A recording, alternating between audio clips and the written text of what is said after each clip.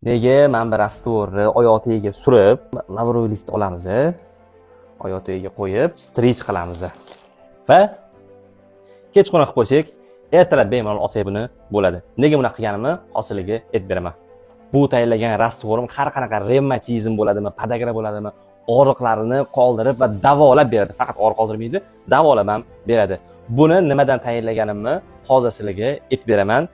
Ota-onalarni oyog'i ko'p og'riydi, bo'g'imlari ko'p og'riydi. Ana o'shalarga qilib bersanglar, ko'p shamollayotgan bo'lishingiz mumkin, oyog'ingizdan zax o'tgan bo'lishi mumkin.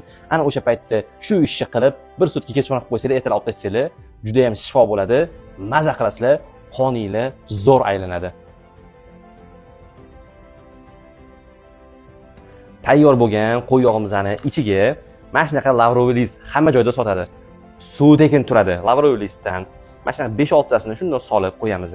Buni ustini yopamiz. Qorong'i xonaga 2 sutkaga olib qo'yamiz. Qo'y yog'i issiq holatda bo'lsin.